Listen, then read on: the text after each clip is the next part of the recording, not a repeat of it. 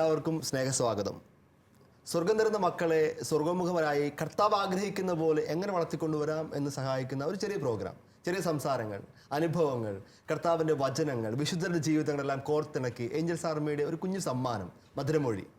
ഇന്ന് നമ്മോടൊപ്പം മധുരമൊഴിയിൽ സഹായിക്കാനെത്തിയിരിക്കുന്ന പ്രിയപ്പെട്ട സുനിലേട്ടനാണ്. സുനിൽ ഏലിയാസ് ചേട്ടൻ കൊല്ലത്ത് വരുന്നു. ഏഞ്ചൽസ് ആർമിയുടെ ആദ്യകാലം മുതലുള്ള ശുശ്രൂഷകനാണ്. ഏഞ്ചൽസ് ആർമി മാഗസിൻ്റെ എഡിറ്ററാണ്, ടീച്ചറാണ്. അതിനെല്ലാം ഉപരിയായിട്ട് 6 മക്കളുടെ അപ്പനാണ്. നിങ്ങൾക്ക് എല്ലാവർക്കും പരിചയമുള്ളതായിരിക്കും. പല എപ്പിസോഡുകളിലും സുനിലേട്ടനെ സീറ്റിൽ ഇരുന്നിട്ടുള്ളതാണ്. സുനിലേട്ടനെ സ്നേഹപൂർവ്വം മധുരമൊഴി എപ്പിസോഡിലേക്ക് സ്വാഗതം ചെയ്തുകൊള്ളുന്നു. നമ്മോടൊപ്പം ഉള്ള കുടുംബം ബാംഗ്ലൂർ എന്നുള്ളൊരു കുടുംബമാണ്. പ്രിയപ്പെട്ട ജോമിൻ ചേട്ടനും സ്റ്റെല്ല ചേച്ചിയും. അവർക്ക് 4 മക്കളാണ്. ചേട്ടൻ അവിടുത്തെ സൺഡേ സ്കൂൾ അധ്യാപകനൊക്കെയാണ്. സ്നേഹപൂർവ്വം രണ്ടുപേരെയും മധുരമൊഴി എപ്പിസോഡിലേക്ക് സ്വാഗതം ചെയ്തുകൊള്ളുന്നു. ഒരു ഹോസ്പിറ്റലാണ് രംഗം. അല്പം ക്രൂഷ്യലായ സിറ്റുവേഷനാണ്. സിസേറിയൻ ഓപ്പറേഷൻ നടക്കുകയാണ്. അപ്പോൾ എല്ലാവരും നല്ല ടെൻഷനിലാണ്. കുറേ മണിക്കൂറുകളായിട്ട് കുറച്ച് കോംപ്ലിക്കേഷൻസ് ഒക്കെ ഉണ്ടായിരുന്നു. ഡോക്ടേഴ്സ് എല്ലാം ഭയങ്കര ടെൻഷനിലാണ്. കുറച്ച് മണിക്കൂറുകൾക്ക് ശേഷം എല്ലാം കഴിഞ്ഞു. കുഞ്ഞ് വളരെ ആരോഗ്യത്തോടെ തന്നെ കുഞ്ഞിനെ കിട്ടി. കുഞ്ഞിനെ നേഴ്സ് കയ്യിലെടുത്ത വഴി കൊച്ചിനെ നോക്കിയിട്ട് നേഴ്സ് ഈശോയെ എന്ന് ഒറ്റ വിളി. ഡോക്ടർ ഞെട്ടിപ്പോയി. ഡോക്ടർ തിരിഞ്ഞു നോക്കി, വാട്ട് ഹാപ്പൻ? ഡോക്ടർ വിചാരിച്ചു ദൈവമേ കൊച്ചിനെല്ലാം പറ്റി. അപ്പോൾ ഈ നേഴ്സ് ഞെട്ടിപ്പോയി. ഡോക്ടർ തിരിഞ്ഞു നോക്കി എല്ലാം ചോദിച്ചു കഴിഞ്ഞപ്പോഴത്തേക്ക് അപ്പോൾ ഡോക്ടർ എന്തിനാ വിളിച്ച് ഒച്ച ഉണ്ടാക്കിയെന്ന് ചോദിച്ചു. അപ്പോൾ ഈ നേഴ്സ് പെങ്കൊച്ച് വളരെ ജൂനിയറായി പെങ്കൊച്ച് പറയുകയാണ്, സാർ ക്ഷമിക്കണം, ഇന്നലെ ഈ ചേച്ചി എന്നോട് പറഞ്ഞായിരുന്നു, ഈ അമ്മ എന്നോട് പറയായിരുന്നു, കൊച്ചിനെ കിട്ടിക്കഴിയുമ്പോൾ ആദ്യം എടുത്തിട്ട് ഈശോയെ എന്നൊന്ന് വിളിച്ചേക്കണമെന്ന്. വേറെ എന്തെങ്കിലും ആരെങ്കിലും പറയുന്നതിന് മുമ്പ് ആദ്യം ഈശോയെ എന്ന് തന്നെ കൊച്ചിനെ കേൾപ്പിച്ചേക്കണമെന്ന്. അതുകൊണ്ട് ചെയ്തതാണ്, ക്ഷമിക്കണമെന്ന്. പ്രിയപ്പെട്ടവർ, ഇത് തന്നെയാണ് നമ്മുടെ ഇന്നത്തെ മധുരമൊഴിയിലെ ചെറിയ സംസാര വിഷയവും. ഒരു കുഞ്ഞിനെ ഈ ഭൂമിയിലേക്ക്, അല്ലെങ്കിൽ ആദ്യം ഉദരത്തിലേക്ക്, പിന്നീട് ഈ ഭൂമിയിലേക്ക്, വീട്ടിലേക്ക് എങ്ങനെ നമുക്ക് ദൈവം തന്ന കുഞ്ഞിനെ ഏറ്റവും മനോഹരമായും വിശുദ്ധമായും സ്വീകരിക്കാം, ഇതാണ് നമ്മുടെ സംസാര വിഷയം. അപ്പോൾ നമുക്ക് നമ്മുടെ പ്രിയപ്പെട്ട സുനിലേട്ടൻ നിന്ന് തുടങ്ങാം.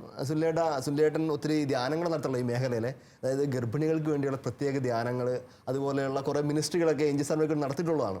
അപ്പോൾ സുനിലേട്ടൻ്റെ അനുഭവങ്ങളൊക്കെ ഒന്ന് പറയാമോ ഈ ഒരു മേഖലയിലുള്ള? എനിക്ക് തോന്നിയ ഒരു കാര്യം, ഏഞ്ചൽസ് ആർമിയിലെ റിസോഴ്സ് പേഴ്സൺസ് ചില രൂപതകളിലൊക്കെ മാരേജ് പ്രിപ്പറേഷൻ കോഴ്സിന് ക്ലാസ് എടുക്കാൻ പോകാറുണ്ട്. അപ്പോൾ അവിടെ കണ്ടെത്തിയ രസകരമായൊരു കാര്യം, നമ്മൾ പറയുന്നത് കുഞ്ഞുങ്ങളെ സ്വീകരിക്കുന്ന കാര്യവും അപ്പനാവുന്ന കാര്യവും അമ്മയാവുന്ന കാര്യമൊക്കെയാണ്. അപ്പോൾ അവിടെ ഇരിക്കുന്നവരുടെ ഒരു മാനസികാവസ്ഥ എന്ന് വെച്ചാൽ അവിടെ ഈ സ്വാഭാവിക കുടുംബാസൂത്രണമൊക്കെ ക്ലാസ് എടുക്കാറുണ്ട്. അവർ നോക്കുന്നത് എങ്ങനെ കൊച്ചുണ്ടാകാതിരിക്കാം എന്നുള്ള ചിന്തയിലിരിക്കുക അവർ. അപ്പോൾ ശരിക്കും കുഞ്ഞുങ്ങളെക്കുറിച്ചും കുഞ്ഞുങ്ങളെ സ്വീകരിക്കുന്നതിനെക്കുറിച്ചും ഇവിടെ പോകുന്ന എല്ലാവരും 4, 5 മക്കളുള്ളവരാണ്. അപ്പോൾ നമുക്ക് മനസ്സിലായ ഒരു കാര്യം, ഇത് കഴിയുമ്പോൾ അവരുടെ ഉള്ളിൽ ഈ കുഞ്ഞിനെ സ്വീകരിക്കാൻ ഒരു വലിയ തുറവി ഉണ്ടാകുന്നതായിട്ട് കാണാറുണ്ട്. എനിക്ക് തോന്നുന്നു ആദ്യമേ തന്നെ ഈ പ്രിപ്പറേഷനിലെ തന്നെ വിവാഹത്തിന്റെ ഒരു പ്രധാനപ്പെട്ട ലക്ഷ്യം മക്കളെ സ്വീകരിക്കുക എന്നുള്ളതാണ്. അത് സഭ കൃത്യമായിട്ട് പഠിപ്പിക്കുന്ന കാര്യമാണ്. അപ്പം ദൈവപിതാവിന്റെ കയ്യിൽ നിന്ന് കുഞ്ഞുങ്ങളെ സ്വീകരിക്കാനുള്ള ഒരു തുറവി ഉണ്ടാകുക എന്നുള്ളതാണ് ഏറ്റവും പ്രധാനം എനിക്ക് തോന്നുന്നു. അതായത് ദൈവത്തിന്റെ ഹൃദയത്തിലിരിക്കുന്ന കുഞ്ഞിനെ ഈ ഭൂമിയിൽ അമ്മയുടെ ഉദരത്തിലേക്ക് വരുമ്പോഴേ എങ്ങനെ വിശുദ്ധമായിട്ട് സ്വീകരിക്കാം. നമുക്ക് നമ്മുടെ കുടുംബത്തിലേക്ക് വരാം. കുടുംബത്തിന് ഇപ്പം 4 മക്കളെ സ്വീകരിച്ചതിൻ്റെ കുറേ മനോഹരമായ അനുഭവങ്ങൾ കാണുമല്ലോ, കുറേ സ്വർഗീയമായ അനുഭവങ്ങൾ കാണുമല്ലോ. അതെങ്ങനെയാണ് ആ ഒരു ആദ്യത്തെ ദിവസങ്ങൾ, അതായത് കുഞ്ഞു ഉദരത്തിലായി തമ്പുരാൻ എത്തിച്ചു എന്ന് പറയുന്ന ആ നിമിഷം മുതലുള്ള മനോഹരമായ ആ സ്വർഗീയ അനുഭവങ്ങൾ? ഇപ്പം ആക്ച്വലി ഈ കുഞ്ഞ് വയറ്റിലേക്ക് വരുന്നതിന് മുമ്പായിട്ട് തന്നെ ഒരു വലിയ പ്രിപ്പറേഷൻ്റെ ഒരു കാലമുണ്ട്. എൻ്റെ 4 കുട്ടികളും ഉണ്ടാകുന്നതിന് മുമ്പ്, വയറ്റിൽ ഉരുവാകുന്നതിന് മുമ്പ് തന്നെ കൃത്യമായ മെസ്സേജ് ഞങ്ങൾക്ക് കിട്ടിയിരുന്നു. വചനത്തിലൂടെയും വ്യക്തികളിലൂടെയും ആധ്യാത്മിക പിതാക്കന്മാരിലൂടെയും. പിന്നെ അവസാനത്തെ 3 പേരുണ്ടായപ്പോൾ അവരുടെ മൂത്ത കുട്ടികൾ തന്നെയായിരുന്നു അതിനെക്കുറിച്ചൊരു ഇൻറ്റിമേഷൻ ഞങ്ങൾക്ക് തന്നത്. വരാൻ പോകുന്നു എന്നുള്ള കാര്യം അത് ടീച്ചേഴ്സിനോട് പറഞ്ഞു. ടീച്ചേഴ്സ് ഞങ്ങളോട് ചോദിക്കുമ്പോൾ ഞങ്ങൾക്ക് അത്ഭുതമായിരുന്നു. പക്ഷേ ഒരു 2-3 മാസത്തിനുള്ളിൽ ഗർഭം ധാരണം സ്ഥിരീകരിക്കപ്പെട്ടിട്ടുണ്ട്. അപ്പോൾ പ്രാർത്ഥിച്ചൊരുങ്ങാനൊരു കൃപ കർത്താവ് എപ്പോഴും തന്നിട്ടുണ്ട്. ഒരു കുഞ്ഞിന് വേണ്ടി ആഗ്രഹിച്ച് പ്രാർത്ഥിച്ചൊരുങ്ങുവാനായിട്ട്. അങ്ങനെ തീർച്ചയായിട്ടും ആ ഒരു പ്രാർത്ഥനയിലൂടെ കുഞ്ഞുങ്ങളെ മനസ്സിലോട്ട് കൊണ്ടുവരാനായിട്ട് ഒത്തിരി സാധിച്ചിട്ടുണ്ട്. എനിക്കൊന്ന് ഒരു അവസാനത്തെ 3 പേരെ ഉണ്ടായപ്പോഴും ഓരോ ധ്യാനം കഴിഞ്ഞതിന് ശേഷം ഏകദേശം ഒരു 10 മാസം കഴിഞ്ഞപ്പോൾ കുഞ്ഞുങ്ങൾ പ്രിപ്പറേഷൻ സമയം കിട്ടിയിരുന്നു. തീർച്ചയായിട്ടും സമയം കിട്ടിയിരുന്നു. അപ്പം ഞങ്ങളിങ്ങനെ പ്രിപ്പറേഷനെ കുറിച്ച് പറയുകയാണെങ്കിൽ ആദ്യം ഉരുവായി എന്ന് ഞങ്ങൾ തിരിച്ചറിയുന്ന സമയം മുതൽ ആ കുഞ്ഞിനെ ഞങ്ങളുടെ കുടുംബത്തിലെ ഒരു പൂർണ്ണമായ വ്യക്തിയായിട്ട് ഞങ്ങൾ സ്വീകരിക്കുന്നു. അതുപോലെ കുഞ്ഞുങ്ങളും അതുപോലെ തന്നെ സ്വീകരിക്കുന്നു. അപ്പോൾ അവർ നമ്മൾ വൈകുന്നേരങ്ങളിൽ സന്ധ്യാപ്രാർത്ഥനയ്ക്ക് ശേഷം ഒരുമിച്ച് വന്ന് സ്തുതി ചെല്ലുന്ന കൂട്ടത്തിൽ കുഞ്ഞിനും ഈശോ മിശിഹായ്ക്ക് സ്തുതിയായിരിക്കട്ടെ കുഞ്ഞാവേ എന്ന് പറഞ്ഞ് സ്തുതി ചെല്ലുന്നു. കൊച്ചിനും നിങ്ങൾ സ്തുതി കൊടുക്കുന്നു. ഇത് വളരെ പ്രധാനപ്പെട്ട ഒരു കാര്യം. പലപ്പോഴും ഇങ്ങനെ അബോർഷനൊക്കെ സംഭവിക്കപ്പെടാനുള്ള കാരണം ഇത് മനസ്സിലാക്കാതെ പോകുന്നതുകൊണ്ടാണ്. ഈ വയറിൽ കിടക്കുന്ന കുഞ്ഞ്, ഉദരത്തിലിരിക്കുന്ന കുഞ്ഞ് ഒരു വസ്തുവായിട്ടോ അല്ലെങ്കിൽ ഒരു സാധനമായിട്ടൊക്കെ പരിഗണിക്കപ്പെടുന്നതുകൊണ്ടാണ് കൊല്ലാൻ മടിയില്ലാത്തത്. ശരിക്കൊരു വളരെ തിരിച്ചറിവോടെ ഉദരത്തിൽ കിടക്കുന്ന ഒരാൾ ജീവൻ തന്നെയാണെന്നൊക്കെ മനസ്സിലാക്കുകയാണെങ്കിൽ ഭയങ്കര ഒരിക്കലും അങ്ങനെ സംഭവിക്കുന്നത് ഞാൻ വിചാരിക്കുന്നു. ചേട്ടൻ തുടർന്നോളൂ. സങ്കീർത്തനം 23 കയ്യിൽ വയറ്റിൽ കൈവച്ച് എല്ലാവരും ചേർന്നത് പ്രാർത്ഥിക്കും. അപ്പം അതിനകത്തൊരു ഒരുമയുടെ ഒരു സ്വരമുണ്ട്. പിന്നെ എപ്പോഴും ഞങ്ങൾ ലാസ്റ്റ് കുഞ്ഞു മുതൽ തുടങ്ങുവാണെങ്കിൽ അതെപ്പോഴും അതിന് മുമ്പത്തെ ആളുടെ കുട്ടിയാണ്. അതായത് ലാസ്റ്റത്തെ കുട്ടി അതിന് മുമ്പത്തെ ആളുടെ കുട്ടിയാണ്. അത് അമ്മയുടെ ഒന്നുമല്ല, എൻ്റെ കുട്ടിയാണ്. അപ്പം ഞാനാണ് അവനെ ടേക്ക് കെയർ ചെയ്യേണ്ടത്. ഞാനാണ് അവനെ. ഭയങ്കര രസകരമായ കാര്യമാണ്. ഞാനിവിടെ വായിച്ചു തുറക്കുന്നുണ്ട്. ഓരോ കുഞ്ഞിനുമുള്ള ഏറ്റവും നല്ല സമ്മാനം അടുത്തൊരു കുഞ്ഞാണെന്നുള്ളത്. സ്വർഗം കൊടുക്കുന്ന ഏറ്റവും വലിയ സമ്മാനം, അല്ലെങ്കിൽ പപ്പയ്ക്കും അമ്മയ്ക്കും കൊടുക്കാവുന്ന ഏറ്റവും വലിയ ഗിഫ്റ്റും അടുത്തൊരു കുഞ്ഞാണെന്നുള്ളത്. അപ്പോൾ അവൻ്റെയാണ് അല്ലെങ്കിൽ അവളുടെയാണ് അടുത്ത കുഞ്ഞാവുക. എനിക്കൊന്നത് വെച്ചാൽ അത് കുഞ്ഞുങ്ങൾ തമ്മിൽ ഒരു സ്നേഹത്തിലാകാൻ ഇത് വളരെയധികം സഹായമുണ്ട്. പല കുടുംബങ്ങളിലും മക്കൾ തമ്മിൽ ഒരു അകൽച്ച വരാൻ കാരണം ഈ ഒരു ഡിസ്റ്റൻസ് ഇടുന്നതുകൊണ്ടാണ്. അതായത് അടുത്തൊരാൾ വരുമ്പോഴത്തേക്ക് എനിക്കൊരു ത്രെട്ട് വരുന്നു, അല്ലെങ്കിൽ അങ്ങനെയൊക്കെ ചില മണ്ടൻ സംസാരങ്ങളൊക്കെ ഇപ്പോഴും നമ്മുടെ വീടുകളിലൊക്കെ ഉണ്ടല്ലോ. ഞാൻ കൃത്യമായിട്ട് ഒരു വീട് ചെന്നപ്പോൾ അവിടെ രണ്ടാമത് പ്രഗ്നന്റ് ആയപ്പോൾ ഈ കുഞ്ഞിനെ അമ്മയുടെ അടുത്തോട്ട് അടുപ്പിക്കുന്ന പോലും ഇല്ല. തുടർന്ന് അങ്ങോട്ട് പോരും, അമ്മയ്ക്ക് റെസ്റ്റാണ്, ബെഡ് റെസ്റ്റാണ്, തുടർന്ന് മാറിയില്ല. അപ്പോൾ കൊച്ചാകപ്പാട് സങ്കടപ്പെട്ട് ഭയപ്പെട്ട് നിൽക്കുക, അൺവാണ്ടഡ് ഫീലിംഗ്. അപ്പം അപ്പോഴേ ഇവർ തമ്മിലൊരു ഗ്യാപ്പായി. ഒരു മത്സരത്തിനുള്ള എനിക്ക് ഒരു എതിരാളി വരുന്നുണ്ട്, ഇവിടെ ഞാൻ പിടിച്ചു നിന്നില്ലെങ്കിൽ, ഉയർപ്പ് കാണിച്ചില്ലെങ്കിൽ പുറകെ വരുന്ന ആൾ എൻ്റെ സ്ഥാനമൊക്കെ തട്ടിയെടുക്കും. ചേട്ടൻ തുറന്നോളൂ. അപ്പോൾ അങ്ങനെ ഈ ഒരു പ്രശ്നങ്ങൾ ഉണ്ടാവാൻ സാധ്യത വളരെയധികം ഉള്ള ഒരു കുടുംബമാണ്. അപ്പം ആ കുടുംബങ്ങളിൽ കൂടുമ്പോൾ അപ്പം ഞങ്ങളത് എനിക്കൊന്ന് നാലാമത്തെ ആളിലത് നാലാമത്തെ ആളുണ്ടായ മൂന്നാമത്തെ ആളിലത് വളരെയേറെ നന്നായി ഇംപ്ലിമെൻറ്റ് ചെയ്യാൻ സാധിച്ചത് എങ്ങനെയാണെന്ന് വെച്ച് കഴിഞ്ഞാൽ, അവനുണ്ടായപ്പോൾ മുതൽ കുഞ്ഞ് വയറ്റിലുണ്ട് എന്ന് നമ്മൾ അറിഞ്ഞപ്പോൾ മുതൽ അവൻ്റെ കുഞ്ഞുവായവയാണെന്ന് പറഞ്ഞ് എല്ലാ കാര്യങ്ങളും അവനെ കൊണ്ടാണ് ചെയ്യിച്ചിരുന്നത്. അതിന് ശേഷം ഈ അമ്മ പ്രഗ്നൻ്റ് ആയതിനു ശേഷം ഒരു ദിവസം പോലും അമ്മയെ ഞങ്ങൾ വീട്ടിൽ നിന്ന് മാറ്റി നിർത്തിയിട്ടില്ല. അമ്മ എപ്പോഴും അമ്മയുടെ കുഞ്ഞ്, നീയാണ് കാര്യങ്ങൾ കൈകാര്യം ചെയ്യേണ്ടത്, നീയാണ് നോക്കേണ്ടത്, നിൻ്റെ കുഞ്ഞാണ്, ഉത്തരവാദിത്തം കൊടുക്കുക. അപ്പോൾ ശരിക്കും അത് കുഞ്ഞുണ്ടായതിനു ശേഷവും അവൻ ബെഡിൽ പോയി നോക്കി, അവൻ തൊടുമ്പോൾ ഞങ്ങൾ ഒരിക്കലും പറയില്ല തൊടരുതെന്ന്. കാരണം അത് ഡെലിക്കേറ്റ് ആണെങ്കിൽ പോലും അവനറിയാതെ അവൻ്റെ കുഞ്ഞാണെന്നും അതുകൊണ്ട് അവനായിരിക്കും. ഞാൻ ഓർക്കുന്നുണ്ട്, കുഞ്ഞിനെ ഡെലിവറി കഴിഞ്ഞ് വീട്ടിലോട്ട് കൊണ്ടുവന്ന് നമ്മൾ കട്ടിലിൽ കൊണ്ടുവന്ന് കിടത്തിയപ്പം ആദ്യം കയറി കിടക്കുന്നത് മൂന്നാമത്തെ മോനാണ്. അപ്പോൾ അവൻ കയറി കിടക്കുമ്പോൾ നമ്മളത് മാറാനൊന്നും പറയാൻ സാധിക്കത്തില്ല. അത് പറഞ്ഞു കഴിയുമ്പോൾ അവർക്കൊരു ഹേർട്ട് ആവും. എന്നാൽ അവൻ്റെ കുഞ്ഞാണെന്ന് പറഞ്ഞ് മറ്റേ ആളെയും കൂടെ എടുത്ത് സൈഡിൽ പിടിച്ച് കിടത്തുമ്പോൾ ചിലപ്പോൾ തോണ്ടുകയും ചെറിയ ഞെക്കുകയൊക്കെ ചെയ്യും. പക്ഷെ അതൊന്നും ഒരിക്കലും നമ്മൾ ഉദ്ദേശിക്കുന്ന രീതിയിൽ ഒരു ഹാനികരവും ആകുന്നില്ല, കുഞ്ഞിന് ഹാനികരമാവുന്നില്ല. അപ്പം ഞാൻ പറഞ്ഞല്ലോ, ഞങ്ങൾ വൈഫിനെ അങ്ങനെ മാറ്റി നിർത്തിയിരുന്നില്ല. അപ്പം നാല് പ്രസവത്തിലും ഒരിക്കലും എന്നിൽ നിന്നോ വൈഫ് അകന്ന് വേറൊരു സ്ഥലത്ത് പോയില്ല. അതായത് അമ്മയുടെ വൈഫിൻ്റെ വീട്ടിൽ പോയി, സ്റ്റെല്ലയുടെ വീട്ടിൽ പോയി താമസിച്ചിട്ടില്ല. ഞാൻ തന്നെയാണ് നോക്കിയിരുന്നത്. അപ്പോൾ അതിനകത്ത് എനിക്ക് മനസ്സിലാവുന്നൊരു കാര്യം, നമ്മളുടെ ആ ഒരു കുടുംബമായിട്ട് തന്നെ മൊത്തം വെൽക്കം ചെയ്യുവാണ് കുഞ്ഞിനെ. അപ്പം ഉണ്ടായി വരുമ്പോഴും ഒരു അപ്പൻ എന്ന നിലയിൽ എനിക്കാണ് അതിൻ്റെ ഉത്തരവാദിത്വം. പക്ഷേ ഇത് വളരെ പ്രധാനപ്പെട്ട ഒരു പോയിന്റാണ്. കാരണം ഈ സാധാരണഗതിയിൽ വൈഫ് പ്രഗ്നൻ്റ് ആയി കഴിഞ്ഞാൽ ഹസ്ബൻഡ് ചെയ്യുന്ന സാധനം എന്താണ്, അത്യാവശ്യ കാര്യങ്ങൾ നോക്കുക, ഫുഡൊക്കെ വാങ്ങിച്ചു കൊടുക്കുക, എന്തെങ്കിലും കോംപ്ലിക്കേഷൻ ഉണ്ടാകും അപ്പോഴേ തന്നെ വൈഫിൻ്റെ വീട്ടിലോട്ട് കൊണ്ടുപോകുക, പിന്നെ നമ്മുടെ കാര്യം കഴിഞ്ഞു. അപ്പോൾ അപ്പൻ്റെ ഒരു ദൗത്യം അത് മാത്രമല്ല എന്നുള്ളതാണ് ഇവിടെ ചോദിക്കുന്നത്. അതിനേക്കാൾ എനിക്ക് മനോഹരമായിട്ട് തോന്നിയത്, സാധാരണ ഇങ്ങനെ വൈഫിനെ വീട്ടിൽ കൊണ്ടാക്കുന്നു, എന്നിട്ട് കൊച്ചൊക്കെ ആയി കഴിയുമ്പോഴത്തേക്ക് തിരിച്ച് ആഘോഷമായിട്ട് തിരിച്ചു കൊണ്ടിരുന്നു. അപ്പോൾ വീട്ടിലെ പിള്ളേരൊക്കെ അമ്മയുടെ കൂടെ പുതിയൊരു ടീമും കൂടി വരുന്നു, ഇവർക്ക് എതിരാളിയായിട്ട് വേറൊരാളുടെ വരുന്നു. ഇത് അങ്ങനെയല്ല, ഇവിടെ തന്നെ ഒരാൾ വളർന്നു വരുന്നു, അവരുടെ വീട്ടിലേക്ക് പുതിയൊരാൾ വരുന്നു. അത് മനോഹരമായൊരു സംഭവമാണ്. പക്ഷെ ഇത് അത്ര എളുപ്പമൊന്നുമല്ല കേട്ടോ. ഇത് പറഞ്ഞു വരുമ്പോഴത്തേക്ക് വളരെ സിമ്പിളാണെന്നൊക്കെ തോന്നും. ചേട്ടൻ തന്നെ 4 പ്രഗ്നൻസി സ്റ്റേജിലും ചേച്ചിയുടെ കൂടെ നിന്നും വീട്ടിൽ വിടാതെ അത്ര എളുപ്പകരമായ കാര്യമൊന്നും അല്ല. ചേട്ടൻ്റെ എക്സ്ട്രാ പെയിനും അതുകൊണ്ടുണ്ടായ വലിയ കൃപയും. അപ്പോൾ എനിക്ക് ഒരു കാര്യം ഷെയർ ചെയ്യാമെന്ന് പറഞ്ഞാൽ, ഞങ്ങൾ തമ്മിലുള്ള സ്നേഹബന്ധത്തിൽ കൂടെ അത് വളരെയേറെ അത് കൂടാനായിട്ട് സാധിച്ചു. കാരണം രണ്ടാമത്തെ പ്രസവം കഴിഞ്ഞ് മൂന്നാമത്തെ പ്രസവം കഴിഞ്ഞപ്പോഴും സിസേറിയൻ ആയതുകൊണ്ട് ആ ഒരു വേദനയുടെ ഒരു വിഷമം എനിക്കറിയാം. കാരണം നോർമൽ ഡെലിവറിയാണ് എനിക്കറിയാൻ ഒരു പക്ഷേ സാധിക്കത്തില്ല, ഞാൻ വെളിയിലായിരിക്കും. സിസേറിയൻ കഴിഞ്ഞ് വരുമ്പോഴത്തേക്കും ഈ മെഡിക്കേഷൻ്റെ ഒരു എഫക്റ്റ് കഴിയുമ്പോൾ ഒരു വേദനയുണ്ടല്ലോ, ആ സമയത്തൊക്കെ ഒന്ന് താങ്ങായി തണലായിട്ട് നിൽക്കാനും സാരമില്ല എന്ന് പറയാനും, അതിനും എന്നെ ഇത്രയും കൂടി ടച്ച് ചെയ്തത് ഈ ബെഡിൽ നിന്ന് എഴുന്നേൽക്കുന്നൊരു സ്റ്റേജ് ഉണ്ട്.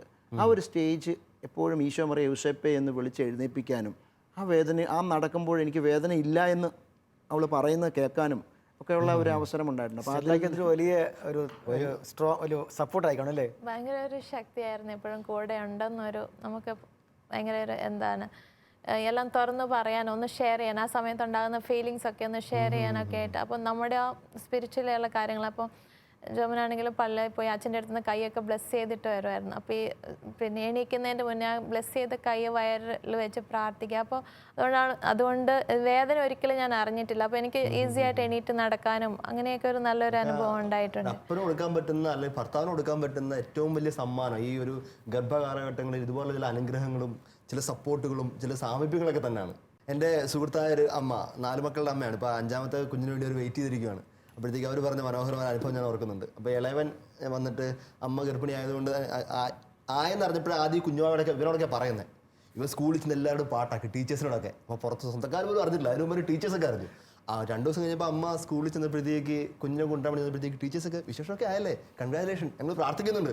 അറിയാം, ഇവൻ ഓടി വരുന്ന പ്രാർത്ഥന ചോദിക്കും എല്ലാവരോടും, അമ്മയ്ക്ക് വേണ്ടി പ്രാർത്ഥിക്കണം, അമ്മ ഗർഭിണിയാണെന്നൊക്കെ പറഞ്ഞിട്ട്, പുതിയ കുഞ്ഞാവ് വരാൻ പോവാണ്. അപ്പോൾ ഇവനെപ്പോൾ ഇടയ്ക്കിടയ്ക്ക് വന്നിട്ട് ഇങ്ങനെ വയറിൽ കൈ വെച്ചിട്ട് ഇപ്പം എന്നെ എടുക്കുമായിരിക്കും, ഇപ്പം കൊച്ചി പുട്ടുകടലം കഴിക്കുമായിരിക്കും, പിന്നെ ഇപ്പം കുളിക്കുമായിരിക്കും. ഇപ്പോൾ ഒരു സംഘം തൊട്ടുപിടിച്ച് പറയാം,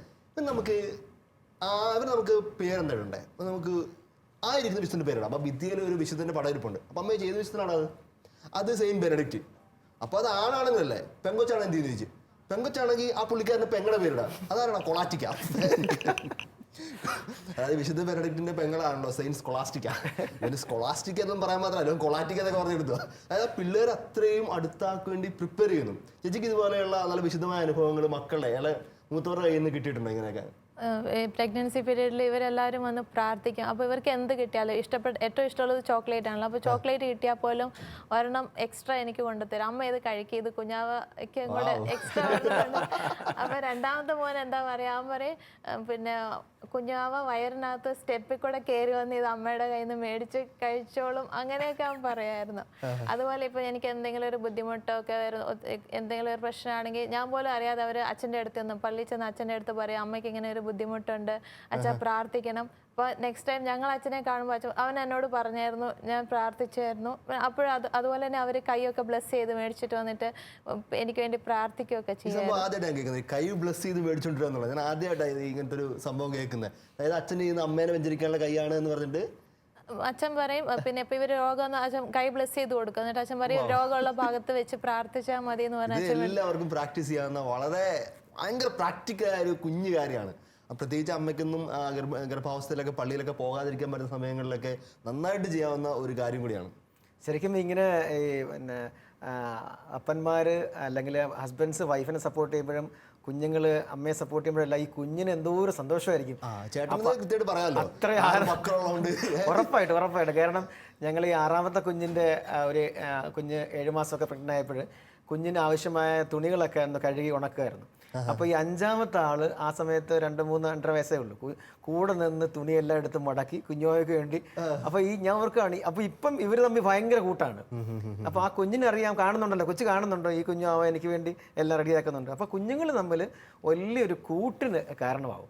അതൊരു വലിയ കാര്യമാണ്. ഈ സമയത്തുള്ള ഇൻട്രാക്ഷൻസ് എല്ലാം നന്നായിട്ട് അത് ആ ഫാമിലിയിൽ വലിയൊരു സ്നേഹത്തിന്റെ ഒരു അറ്റ്മോസ്ഫിയർ ക്രിയേറ്റ് ചെയ്യും. തുണിയൊക്കെ പറക്കുന്ന കാര്യം നമ്മുടെ ഒരു പഴയ ടീച്ചർ നമ്മുടെ ഇവിടെ പല എപ്പിസോഡിൽ വന്നിട്ടുള്ളതാണ്. ടീച്ചർ പറഞ്ഞ സംഭവം ഞാൻ ഓർക്കുന്നുണ്ട്. ടീച്ചറിൻ്റെ അവർക്ക് 3 കുഞ്ഞുങ്ങളുണ്ട്. ഇപ്പോൾ അപ്പോഴത്തേക്ക് അവർ ഹോസ്പിറ്റലിലേക്ക് പോകുന്നതിന് മുമ്പ് 2 പേരും കെട്ടിനും പോയി കുമ്പസാരിച്ച് കുർബാനയൊക്കെ സ്വീകരിച്ച് പ്രസവത്തിനായിട്ട് പോവുകയാണ്. അതിനു മുമ്പ് അവർ ചെയ്ത കാര്യം, വീട്ടിൽ ഇറങ്ങുന്നപ്പോൾ വീട് മുഴുവൻ ക്ലീൻ ചെയ്തു. ആവശ്യമില്ലാത്ത എല്ലാ സാധനങ്ങളും എടുത്ത് കളയുകയോ കത്തിച്ച് കളയുകയോ മുറി വീട്ടിൽ നിന്നൊക്കെ മാറ്റി ആ മുറി പ്രത്യേകമായിട്ട് ഒരുക്കിയിട്ട് തിരിച്ച് വരുമ്പോൾ അമ്മയ്ക്ക് കിടക്കാനുള്ള മുറി. എന്നിട്ട് പള്ളിയിലേക്ക് ഹോസ്പിറ്റലിലേക്ക് പോയി ഹോസ്പിറ്റലിൽ ചെന്നിട്ട് അത് ബാക്കി കാര്യങ്ങളൊക്കെ എനിക്ക് കേട്ടപ്പോൾ നമുക്കിതൊന്നും കേട്ട് പരിചയമില്ലാത്തതുകൊണ്ട് അത്ഭുതം തോന്നിയായിരിക്കും. അതായത് പ്രസവത്തിൻ്റെ ദിവസം എത്തി, പ്രസവം കഴിഞ്ഞിട്ട് കൊച്ചിന് മേടിക്കാനായിട്ട് അപ്പനാദ്യം ചെന്നു. അപ്പനാദ്യം കയ്യിൽ ഹന്നാമ്പളമായിട്ടാണ് ചെല്ലുന്നത്. നമ്മൾ ആദ്യം കൊച്ചിനെ നമ്മൾ കഴുകിയൊക്കെ തരുള്ളൂ, ഡെറ്റോളൊക്കെ മുക്കി, അതൊന്നും അങ്ങനെയൊന്നുമല്ല. ഹന്നാമ്പളം തളിച്ചു ആദ്യം.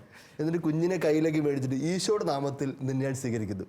അപ്പോൾ പുറകെ 2-3 മൂത്ത കുഞ്ഞുങ്ങൾ നിൽപ്പുണ്ടല്ലോ, അവരെല്ലാം വന്നിട്ട് കുഞ്ഞിനെ മേടിച്ചിട്ട് ഈശോയുടെ നാമത്തിൽ നിന്നെ സ്വീകരിക്കുന്നു. എന്നിട്ട് അടുത്ത പരിപാടി നേരെ, അപ്പോൾ അന്ന് തന്നെ വീട്ടിലേക്ക് പോകാൻ പറ്റില്ലല്ലോ, അപ്പോൾ നേരെ ആദ്യം അപ്പൻ വികാരിച്ചിനെ കാണാൻ പോയിട്ട് അച്ഛനെ കൂട്ടിക്കൊണ്ടു വന്ന് വീണ്ടും വെഞ്ചരിച്ചു. ആ മുറിയൊക്കെ പ്രത്യേകമായിട്ട് വെച്ച് ഒരുക്കി വെച്ചേക്കാണ്. വീട്ടിലേക്ക് പുതിയൊരു ആൾ വരുന്നതിൻ്റെ വലിയ ആഘോഷം. നിങ്ങൾക്ക് ഇങ്ങനെ മനോഹരമായ അനുഭവങ്ങൾ കാണുമല്ലോ. തീർച്ചയായിട്ടും. രണ്ടാമത്തെ മോനുണ്ടായ സമയത്ത് ഡ്രസ്സെല്ലാം വാങ്ങിച്ചു വെച്ചു. അപ്പം ഞങ്ങൾക്ക് അറിയില്ല അത് ആൺകുട്ടിയാണോ പെൺകുട്ടിയാണോ, കാരണം ഇന്ത്യയിൽ ഇവിടെ അപ്പം പക്ഷേ എന്നാൽ ഞങ്ങൾ ഡ്രസ്സ് വാങ്ങിച്ചു വെച്ചു. ഒരു അച്ഛൻ വന്നു. വന്നിട്ട് ഞങ്ങളോട് പറഞ്ഞതെന്നു വെച്ച് കഴിഞ്ഞാൽ നിങ്ങൾ ആ ഡ്രസ്സെല്ലാം എടുത്ത് വയ്ക്ക്, ഞാൻ ബ്ലസ് ചെയ്ത് തരാമെന്ന് പറഞ്ഞു. ഇതെല്ലാം ബ്ലസ് ചെയ്ത് വെച്ചു. അപ്പം എന്നിട്ട് ഞാൻ ഓർക്കുന്നു അവൻ ഉണ്ടായി, ഞങ്ങളവനെ സ്വീകരിച്ചു. 6 മാസത്തോളം ആ കുട്ടി വീട്ടിലുണ്ടെന്ന് പോലും ആരും അറിയില്ല. അത്രയും നിശബ്ദനായിരുന്നു. ഒരു ഒച്ച വെക്കുകയില്ല. കൃത്യസമയങ്ങളിൽ അവൻ ഉറങ്ങും, കൃത്യസമയങ്ങളിൽ അവൻ എഴുന്നേൽക്കും, ഭക്ഷണം കഴിക്കും. അപ്പം പലരും പറയാറുണ്ടായിരുന്നു ഭയങ്കര ശാന്തനാണല്ലോ എന്ന്. അപ്പം അതിൻ്റെ ഒരു പ്രിപ്പറേഷൻ കൊണ്ടാണ് അത്രയൊരു ശാന്തത ഉണ്ടായതെന്ന് വിശ്വസിക്കുന്നത്. അതുപോലെ മുമ്പ് പറഞ്ഞ കാര്യത്തോട് കൂട്ടിച്ചേർക്കാൻ എനിക്കുള്ളത്, എപ്പോഴും ഞാൻ പറഞ്ഞല്ലോ 4 പ്രസവത്തിലും ഞാൻ കൂടെ ഉണ്ടായിരുന്നത് കൊണ്ട് കുഞ്ഞുങ്ങളെ ആദ്യമായിട്ട് സ്വീകരിക്കുന്നത് ഞാനായിരുന്നു. അപ്പം മൂത്ത മോനെ സ്വീകരിച്ചപ്പോൾ ഓട്ടിക്കകത്ത് ഞാനുണ്ടായിരുന്നു. അപ്പോൾ അവർ ക്ലീൻ പോലും ചെയ്യാതെ കൊച്ചിനെ ഇങ്ങ് തന്നു, ജസ്റ്റ് റാപ്പ് ചെയ്ത് ഇങ്ങ് തന്നു. അപ്പോൾ കണ്ണൊക്കെ തുറന്ന് വരുന്നതേ ഉള്ളൂ, ജസ്റ്റ് എടുത്തതേ ഉള്ളൂ.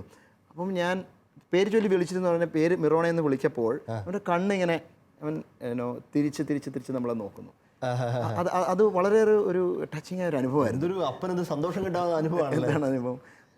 അതിനുശേഷം മറ്റ് 3 പേരെ സ്വീകരിച്ചത് ഈശോ മിശിഹായ്ക്ക് സ്തുതിയായിരിക്കട്ടെ കൊടുത്താണ്. അപ്പം ഞങ്ങൾ ഈ കുരിശ് വരയ്ക്കുന്ന സമയത്ത് കൊടുക്കുന്ന ആ സ്തുതി ശരിക്കും റെസ്പോണ്ട് ചെയ്യുന്നു എന്നുള്ളത് എനിക്ക് മനസ്സിലായത് 4ാമത്തെ കുട്ടി ഉണ്ടായപ്പം ആദ്യമായിട്ട് അവളെ ഇങ്ങനെ ഒരു ചെറിയ ഇൻക്യുബേറ്റർ പോലെ ഒരു സാധനത്തിലാണ് എടുത്തുകൊണ്ട് വന്നത്. അപ്പം എനിക്കിങ്ങനെ എടുക്കാൻ പറ്റും. ഞാൻ പുറത്തുനിന്ന് ഈശോ മിശിഹായ്ക്ക് സ്തുതിയായിരിക്കട്ടെ എന്നാണ് ആദ്യം എൻ്റെ വാക്യം.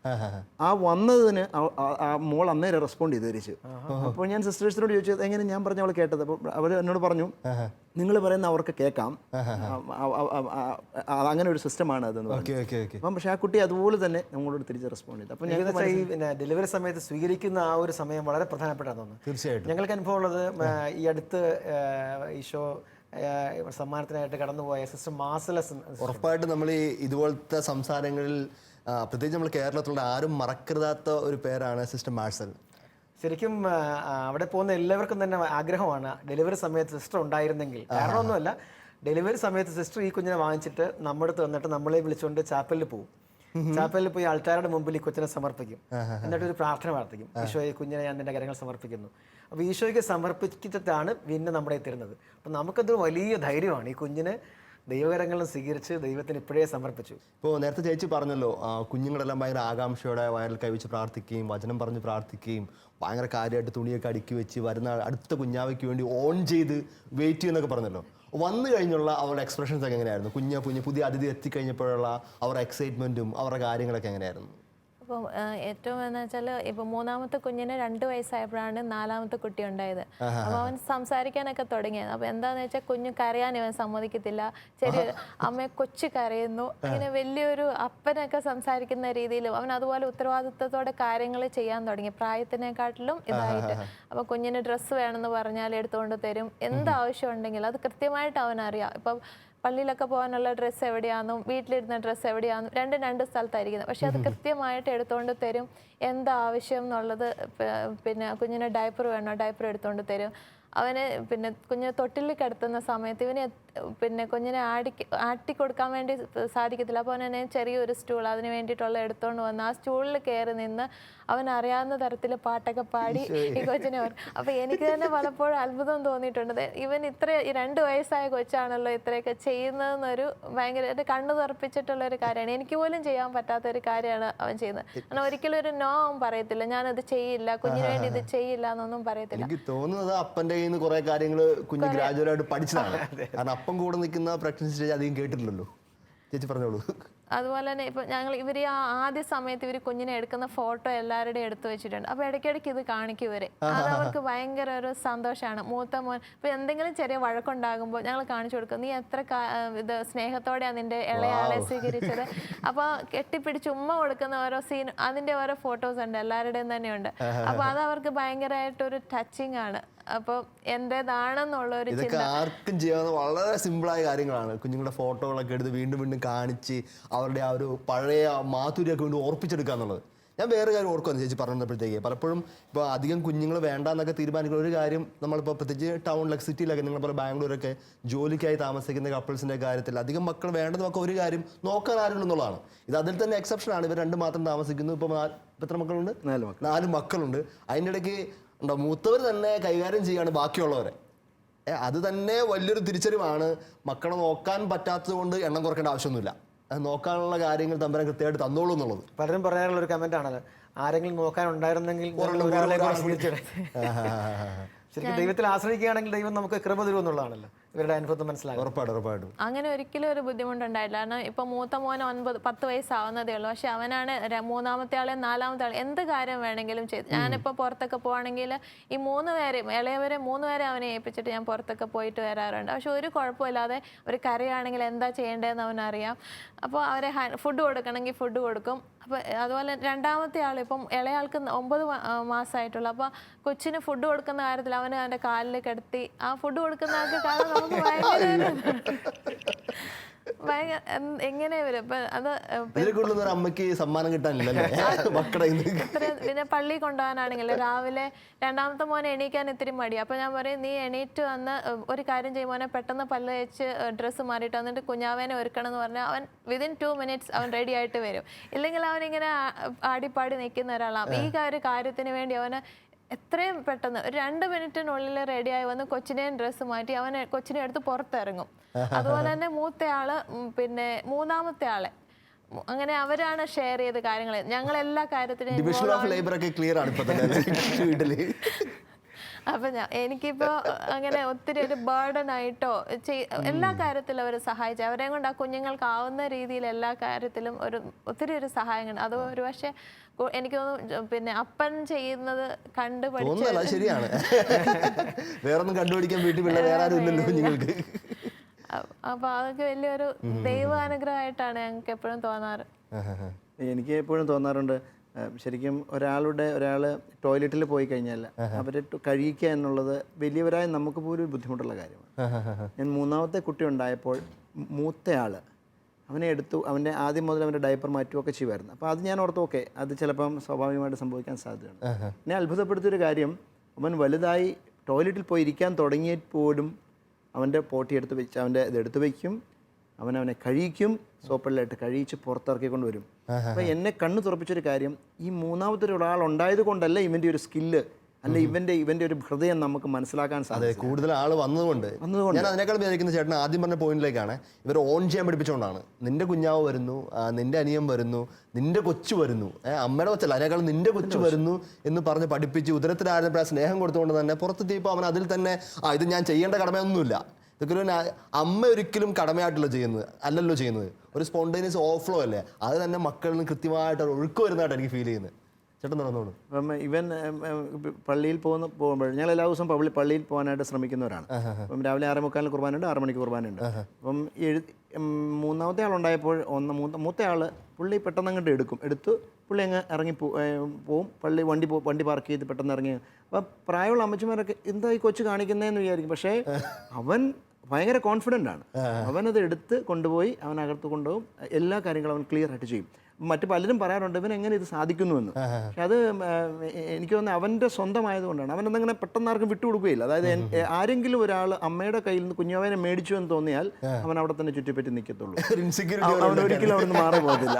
അവൻ്റെ വേറൊരാൾ കൈവച്ചു എന്നുള്ളതിൻ്റെ അപ്പോൾ അത് അവൻ കൃത്യമായിട്ട് മേടിച്ച് അവൻ്റെ കാര്യങ്ങൾ. ചില പേരൻസ് അങ്ങനെ പറയും ചെയ്യില്ലേ. പിന്നെ മോസ്റ്റ്ലി എനിക്കൊരു ഉണ്ടായൊരു അനുഭവം എന്ന് വെച്ചാൽ ഇവൻ ഇങ്ങനെ എടുക്കുന്നത് കൊണ്ട് ഇവന് 3-ാമതൊരു കുട്ടി ഉണ്ടായപ്പോഴത്തേക്കും അവിടുത്തെ മൂത്ത കുട്ടിയും ഇതുപോലെ തന്നെ കൊച്ചിനെ എടുക്കണമെന്നും പള്ളി കൊണ്ടുവരണമെന്നും ആഗ്രഹം പ്രകടിപ്പിക്കുകയും അവനങ്ങനെ കൊണ്ടുവരികയും ചെയ്തു. വേറെ പേരൻസിന്റെ കുഞ്ഞുങ്ങളുടെ തന്നെ വലിയൊരു മാതൃക മറ്റുള്ളവർക്ക് കിട്ടി. ഇതൊക്കെ ഉദരത്തിലുള്ള കൊടുത്ത സ്നേഹത്തിന്റെ ഒരു പ്രതികരണങ്ങളാണല്ലേ. അതുപോലെ തന്നെ ഈ പിള്ളേർക്ക് മറ്റുള്ളവരുടെ പിള്ളേരോട് ഇതുപോലെ തന്നെ സ്നേഹമാണ്. വീട്ടിൽ 4 പേരുണ്ടെങ്കിൽ പോലും വേറൊരു കൊച്ചിനെയും കൂടെ ഇപ്പം അടുത്ത വീട്ടിലെ പിള്ളേരെയൊക്കെ കൊണ്ടുവന്ന് വിടുവാണെങ്കിൽ അവരോടും അതുപോലെ തന്നെ അവരൊരു സ്നേഹത്തോടെ ഇപ്പൊ തന്നെ ആയി നല്ല പേരന്റിംഗ് ഒക്കെ പ്രാക്ടീസ് തുടങ്ങി വീട്ടിൽ തന്നെ. അപ്പൊ ഞങ്ങളുടേതിന്റെ കൂടെ മറ്റുള്ളവരെ സ്വന്തം പോലെ കരുതി അതുപോലെ എല്ലാ കാര്യങ്ങളും ചെയ്തു കൊടുക്കാൻ ഒരു മടിയും അതിലൊന്നും ഒരു ബുദ്ധിമുട്ടും ഇതുവരെ ഉണ്ടായിട്ടില്ല ഒരു ഭാഗത്ത്.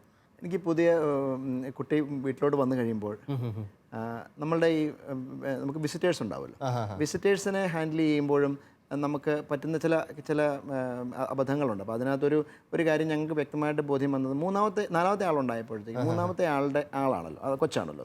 അപ്പം ഒരാളിങ്ങനെ വന്ന് പറയും, ഇങ്ങനെ നമുക്കൊരു സ്വതവേ ഒരു ശീലമുണ്ട്, കൊച്ചിനെ ഞാൻ കൊണ്ടുപോകും, കൊച്ചിനെ ഞാൻ എടുത്തോട്ടെ, കൊച്ചിനെ കൊണ്ടുപോക്കോട്ടെ എന്ന് ഒരു ഗസ്റ്റ് വന്നിട്ട് കാണാൻ വന്നിട്ട് സാധനം പറയുമല്ലോ, ഞാൻ ഈ കൊച്ചിനെ എടുത്തോട്ടെ. ഓക്കെ ഇപ്പോൾ മനസ്സിലായി. അപ്പോൾ അത് അവന് ഭയങ്കരമായിട്ട് ഒരു ഇൻസെക്യൂരിറ്റി ഫീലിംഗ് ആയി. അപ്പം പിന്നെ ആര് വീട്ടിൽ അങ്ങോട്ട് വന്നു കഴിഞ്ഞാലും അവൻ ആ ഡോറിൻ്റെ കുഞ്ഞിൻ്റെ അങ്ങോട്ടുള്ള ഡോറിൻ്റെ അവിടെ നിൽക്കും, കാണിക്കത്തില്ല. എൻ്റെ കൊച്ചിനെ എടുത്തുകൊണ്ട് പോകാൻ സാധ്യതയുണ്ടല്ലോ. അപ്പം ഞാൻ ആ വ്യക്തിയോട് വീണ്ടും ഒന്നുകൂടി വരാൻ പറഞ്ഞു. എന്നിട്ട് ഞാൻ അവരോട് പറഞ്ഞു, ഇനി ഒരിക്കലും അങ്ങനെ പറയരുത്. അതൊന്നും അന്നേരം അവർ പറഞ്ഞില്ല, കൊച്ചു ഞാൻ പറഞ്ഞതാണെന്ന്. പക്ഷെ അതുകൊണ്ട് അവനത് ഹീലായില്ല. പിന്നെ വരുന്നവരോടൊക്കെ വരുമ്പോഴേ ഞാൻ പറയും, ദയവ് ചെയ്ത് ഒരു കാരണവശാലും കൊച്ചിനെ കൊണ്ടുപോകാമെന്നോ എടുത്തുകൊണ്ട് പോകുമെന്നോ പറഞ്ഞേക്കരുത്. ഞങ്ങൾ നിന്റെ കുഞ്ഞവനെ കാണാൻ വന്നതാണെന്നേ പറയാവുള്ളൂ. എന്തെങ്കിലും സമ്മാനം ഉണ്ടെങ്കിൽ അവന് തന്നെ കൊടുത്തോണം, അവനത് ഡീൽ ചെയ്തോളും എന്നുള്ള രീതിയിൽ. എനിക്ക് തോന്നുന്നു ഈ കുഞ്ഞുങ്ങൾ നമ്മൾ കള്ളം പറയുന്നവർ ചിന്തിക്കുന്നില്ലല്ലോ, അവരിക്കുന്നത് സത്യമായിട്ട് അതുപോലെ വാക്കുകൾ ഭയങ്കര പവർഫുൾ ആണ്, കൃത്യമായിട്ട് വിശ്വസിക്കും. അപ്പോൾ വല്ലാതെ ഭയപ്പെടുവരും. അപ്പോൾ അതുകൊണ്ട് വളരെ സൂക്ഷിക്കേണ്ട കാര്യമാണത്. ഈയിടെ ഒരു പ്രാവശ്യം ഇങ്ങനെ ഞങ്ങൾ വഴി കൂടെ നടന്നുകൊണ്ട് പോയപ്പോഴത്തേക്കും ഒരു അമ്മച്ചി പറഞ്ഞു, ഇടയിൽ കുഞ്ഞാവൻ ഞാൻ കൊണ്ടുപോക്കോട്ടെ ചോദിച്ചപ്പോഴത്തേക്കും ഉടനെ ഞാൻ കയറി പറഞ്ഞു, അഥവാ കുഞ്ഞുവാനെ കൊണ്ടുപോയി അമ്മച്ചിനെ ഞങ്ങൾ തട്ടിക്കൊണ്ട് പോകുമെന്ന് പറയുന്നു. അപ്പോൾ ഒരു ബാലൻസിങ് ഇത് ശരിക്കും പറഞ്ഞാൽ ഇത് ഭയങ്കര പ്രധാനപ്പെട്ട, നമ്മൾ ഒരിക്കലും തന്നെ ഞാൻ ചിന്തിച്ചിട്ട് പോലും ഒരു കാര്യത്തെ പറ്റി ഞാനും പലപ്പോഴും പറഞ്ഞിട്ട് ഞാൻ കുഞ്ഞാവൻ എടുത്തിട്ട് പോയിക്കോട്ടെ, ഇത് ഇനി എന്തായാലും പറയത്തില്ല. കാരണം അത്രയും ആ ഒരു കുഞ്ഞിനെ അത് അഫക്റ്റ് ചെയ്യുന്നുള്ള കാര്യത്തിൽ മാനസികമായിട്ട് അത്രയും അഫക്ഷൻ വരുന്നുണ്ട്, പ്രശ്നം വരുന്നുണ്ട് കാര്യത്തിൽ. അത് വളരെ മനോഹരമായ കാര്യമാണ്. അപ്പോൾ നമ്മുടെ ഒരു സമയപരിമിതി പോലെ നമ്മൾ അവസാന ഒരു കാര്യം നിങ്ങൾ ചോദിക്കുകയാണ്, എൻ്റെ ക്യൂരിയോസിറ്റി കൊണ്ടാണ്. ഇപ്പോൾ ഒരു കുഞ്ഞിനെ സ്വീകരിക്കുന്നതിൻ്റെ ഒരു ഏകദേശം ഒരു എൻഡ് പോയിന്റ് വരുന്നത് മാമോദിസയിലാണല്ലോ. നിങ്ങളുടെ മാമോദിസ അനുഭവങ്ങൾ കൂടി ഒന്ന് പറയാമോ? ഈ 4 മക്കളുടെ അതുമായിട്ട് ബന്ധപ്പെട്ടുള്ള അത് ശരിക്കും സഭയിലേക്ക് സ്വീകരിക്കുന്ന.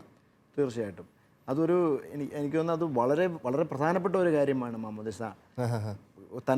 തക്കതായ കാരണങ്ങളില്ലാതെ നമ്മൾ മാമോദിസ ഒരിക്കലും പണ്ടൊക്കെ ഞാൻ എപ്പോഴും പറയും, ഞാൻ 7ാമത്തെ ദിവസം മാമോദിസ സ്വീകരിച്ച വ്യക്തിയാണ്. എൻ്റെ കൊച്ചിന് ഏറ്റവും പെട്ടെന്ന് അപ്പം ഞാൻ സിസേറിയൻ ആയതുകൊണ്ട് സിസേറിയൻ കഴിഞ്ഞ് അവൾക്ക് എന്ന് നടക്കാനാവുന്നു ആ ഒരു സമയം അഡ്ജസ്റ്റ് ചെയ്ത് മൂത്തയാളുടെ മാത്രം ഞങ്ങൾ വേറെ രാജ്യത്തായിരുന്നുകൊണ്ട് വരാൻ ഉള്ളൊരു ബുദ്ധിമുട്ടുണ്ട്. ഞങ്ങൾ 9ാമത്തെ മാസം നടത്തത്. പക്ഷേ അത് കഴിഞ്ഞുള്ള എല്ലാവരുടെയും ഒരു 2 മാസത്തിനുള്ളിൽ സ്വന്തം ഇടവകപ്പള്ളിയിൽ വെച്ച് തന്നെ നടത്താൻ സാധിച്ചു. സ്വന്തം ഇടപെടി അവർ എൻറോൾ ചെയ്തിരിക്കുന്ന പള്ളിയിൽ തന്നെ. അപ്പോൾ അവിടെ വെച്ച് തന്നെ നടത്തിയപ്പോൾ അതിനൊരു ഒരു പോസിറ്റീവ് ഒരു വലിയ കാര്യം എനിക്ക് കണ്ടത്, അത് എത്രയും പെട്ടെന്ന് നടത്തി. രണ്ടാമത് അവരുടെ മാമോദിസ അവർ ഇന്നും കാണും. കുർബാന കഴിഞ്ഞ് വരുമ്പോഴത്തേക്ക് എൻ്റെ മാമോദിസ തൊട്ടിയാണ്, എന്നെ മാമോദിസ മുക്കിയതാണെന്ന് ഒന്ന് തൊട്ട് മുത്താനായിട്ടുള്ള ഒരു സ്നേഹം അതിനോടുണ്ട് എന്നുള്ളത് വളരെ വ്യക്തമാണ്. അപ്പോൾ ഒരു കാര്യം പറയാനുള്ളത്, ഈ പ്രിപ്പറേഷൻ, മാമോദിസയുടെ പ്രിപ്പറേഷൻ പ്രഗ്നൻസിയിലേ സ്റ്റാർട്ട് ചെയ്യാൻ നല്ലതായിരിക്കും. പലരും പറയാറുണ്ട് ആ സമയത്ത് പലർക്കും ടെൻഷൻ ഈ കുഞ്ഞുണ്ടാകുന്നതിനെ ഓർത്താണ്. പക്ഷെ കുഞ്ഞ് ഭൂമിയിലേക്ക് ജനിക്കുന്നതിനേക്കാളും പ്രധാനപ്പെട്ടതാണ് സഭയിലേക്ക് ജനിക്കുന്നത്. ഇത് വളരെ വളരെ എന്താണ് ശക്തമായിട്ടും ഒതന്റിക്കായിട്ടും പറയാൻ പറ്റുന്ന ആൾ തന്നെയാണ് സുനിലേട്ടൻ. കാരണം ഞാനായിരുന്നു ഇവരുടെ 6ാമത്തെ കുഞ്ഞിനെ മാമോദിസ മുക്കാനായിട്ട് ഭാഗ്യം ചെയ്ത അച്ഛൻ. അതുകൊണ്ട് എന്നെ വിളിച്ചിരുത്തി ഇവർ പ്രിപ്പയർ ചെയ്തതാണ് എങ്ങനെ അച്ഛൻ ഒരുക്കണമെന്ന് പറഞ്ഞാൽ എനിക്കും സ്റ്റഡി ടെസ്റ്റ് ക്ലാസ്സുകൾ തന്നതാണ്. അതുകൊണ്ട് ചേട്ടൻ അത് പറഞ്ഞ് അവസാനിപ്പിച്ചോളൂ. അതെ, നമുക്ക് നല്ല ഒരുക്കം വേണം. എല്ലാ സാക്രമെന്റ്സിന് അതിൽ തന്നെ ഗ്രേസ് ഉണ്ട്. പക്ഷെ നമ്മൾ എത്രമാത്രം ഒരുങ്ങുന്നോ അത്രമാത്രം ഗ്രേസ് ആണ് ആ കുഞ്ഞിന് സ്വീകരിക്കുന്നത്. അപ്പോൾ അതുകൊണ്ട് ബാപ്റ്റിസം കഴിവതും ഒരു പ്രിപ്പറേഷൻ ഉണ്ടാകണം അതിന്.